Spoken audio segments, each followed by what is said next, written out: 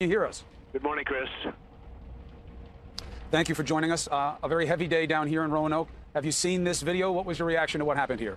Well, it's horrible. I've been watching you. Actually, I watched you last night. You're working hard. In fact, I was going to call and maybe cancel this call because I see how horrible that is, that whole situation. And you know you want to get back to that, I would imagine. But really very sad, a very sad commentary on life, frankly.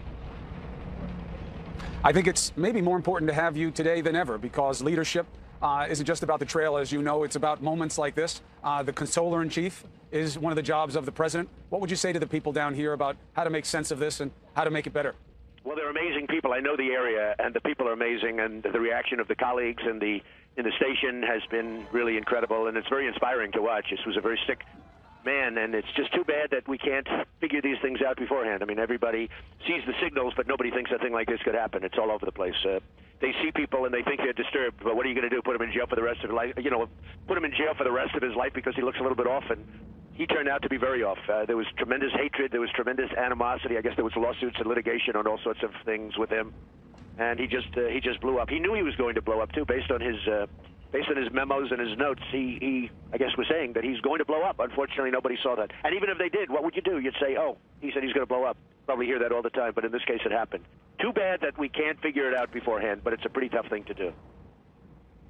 Well, and that's where you come in, and others like you who want to be president. The questions are familiar as to why the issues wind up getting us stuck. What do we do about mental illness? What do we do about guns? What are your positions?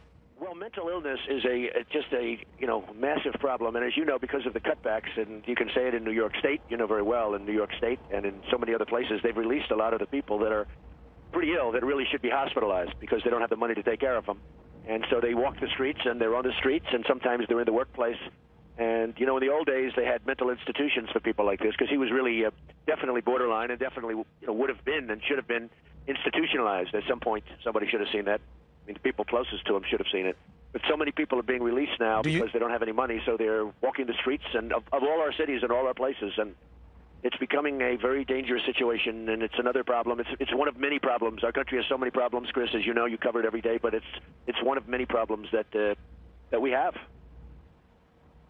Solutions winds up becoming the call from people who are so sick and tired of what they see. Do you think it is time to do something else about guns? Nobody likes to talk about it. People say that this is an inappropriate time, and then those who experience say it is the most appropriate time. Would you do something different with gun policy? Well, I don't think I would, because this is really a sick person. This isn't a gun problem. This is a mental problem.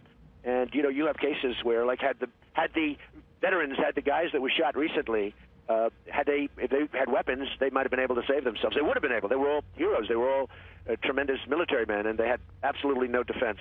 And frankly, a case like this, he snuck up on him, whether it was a gun or a knife or whatever it would have been something.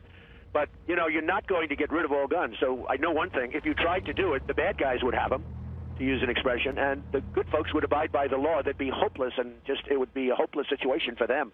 And I think it's a big mistake. And I'm a very much Second Amendment person, Chris, and I know the arguments both ways very well, but I'm very much into the Second Amendment. You need protection.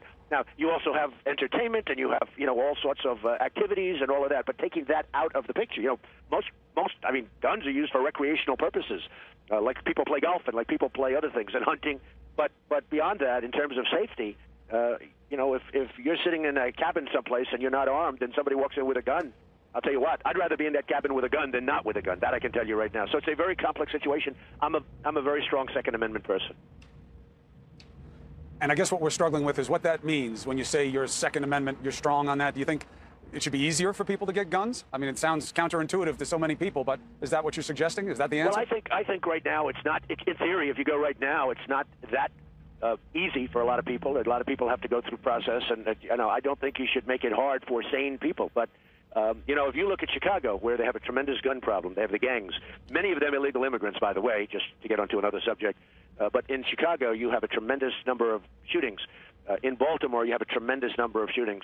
Tough gun laws. In Chicago, they say they have the toughest gun law in the United States, and yet you have people being killed all the time in certain areas of Chicago. I mean, certain areas of Chicago are phenomenal places, but in certain areas of Chicago, you have people killed all the time with guns, and they have, by far, the toughest gun laws in the country.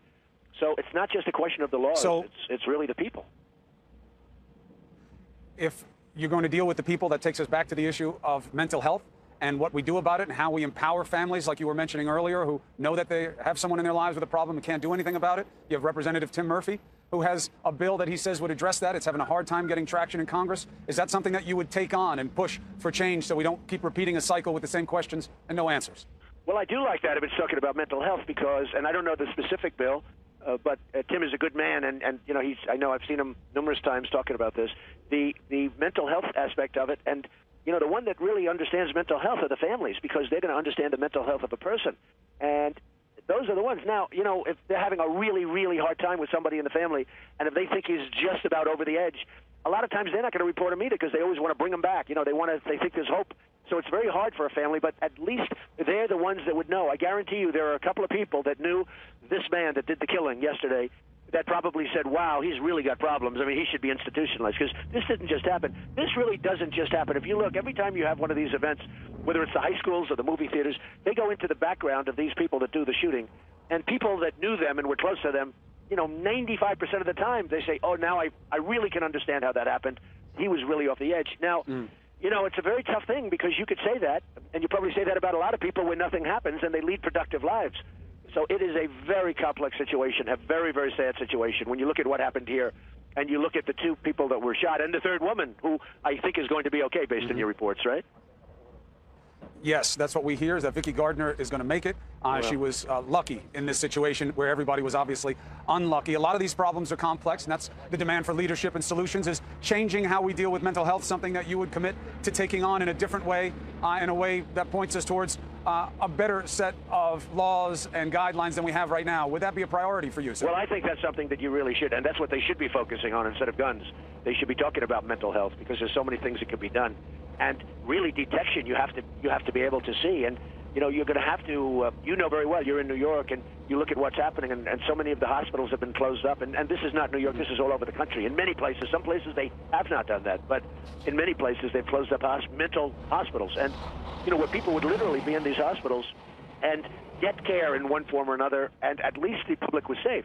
And now what they did is, in order to save costs, they closed many of these hospitals, and you have people in the streets, like this gentleman, that are a disaster to the public. And as long as you have that, you're always going to have these problems. And honestly, you'll probably look, it's life, it's the world, and I'm sure this has been happening for thousands of years. You have sick people, hard to detect. Sometimes you can detect them, Chris, and you don't do anything about it. You've seen people, and so have I, that I say, boy, those people are really unhinged. But it's not like you call the police and say, I just saw somebody who I really think is unhinged. But I've seen plenty of people that look pretty sick, frankly. And, you know, nothing is, over the years, nothing's happened with any of those people, meaning they didn't do anything really bad. Well, so it's a very hard thing to determine. We look forward to seeing what you can come up with as proposals that would make this situation better. Your opportunity to do that would be as president in its most full exercise. We have polls here who suggest that you have a better shot than anybody in the GOP right now to be the nominee. What do you take from the newest polls? Well, I'm honored by it. You're the first one to have told me that. I see that we've gone up. I'm going today to South Carolina, where we have phenomenal people, and I just left New Hampshire and Iowa. I was at the State Fair and beyond. We had an amazing evening there too, and you know, it's been incredible what's going on. The Alabama we had 31,000 people in Alabama on a beautiful but hot evening, and the crowd was incredible, the energy. And these are people that, you know, it's very simple. They say, what are they all like? What are the people like? Because I get the standing ovations. You've seen it. I mean, they just want to make America great again, which is our theme. I mean, that's what I want to do. I want to make America great again. And they see these incompetent politicians. They see people that have no clue other than getting elected. And all they care about is getting elected. They don't want to make the right decision. They just want to make a decision that's not going to hurt them in their upcoming elections. And they're really leading our country down the tubes. And so, you know, I see the response I get when I go, and I'm so looking forward to South Carolina today, but I see the response going to Tennessee very soon, where a big auto plant was taken right out of Tennessee, and it's going to be moving to Mexico. A plant that was supposed to be built in Tennessee is going to now be built in Mexico, which is just outrageous. So I see the response that I get, Chris, and, you know, I'm honored by the polls, but I'm not that surprised to see it. I also see my competition. You know, I see people like Jeb Bush, who's a nice man, but he's not bringing you to the promised land. I see others, and I respect everybody that's running. You know, it takes courage to run. It really does take a lot of courage. Even if you're a politician, it takes courage to run. But I would say that you're we will get them there.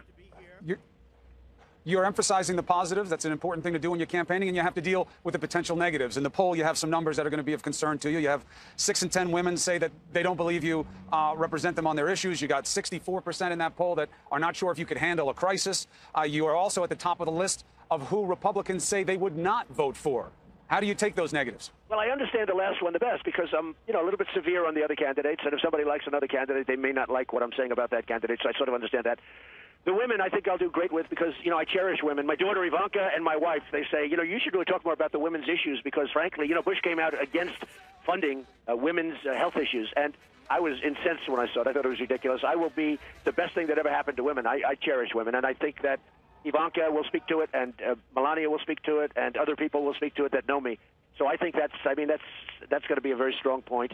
I actually think that when it comes down to even the Hispanics, I'm going to create jobs. I'm going to take jobs away from China and other people that are eating our lunch and stealing our jobs and stealing everything that we have, just taking our money. And then you see on top of it, they implode and we go down with them. That's always a possibility. And we have to, I'm a big free trader, but we need smart people. I have Carl Icahn lined up. I have the smartest guys lined up so we can change these trade deals that are one-way streets to poverty for our country. So we have a lot of things planned. Well, and one of the things I have to do, we have to make our country rich again so we can make it great again. Because, look, we have to rebuild the infrastructure. China's been building roads and tunnels and bridges and airports, and so has everyone else who deals with us. And we're dying. We're dying. I see your brother is working on LaGuardia Airport. That's great. But now it's like a third-world airport. And Kennedy and LAX and Newark and all of these airports, they're like third-world airports. You go to Dubai and you go to these other places, and China, but you go to these other places, you see airports the likes of which you've never seen. Well, let's combine the issue of immigration and the issue of cherishing women. They seem to take the embodiment in two journalists right now. One woman you don't seem to cherish is Megyn Kelly, and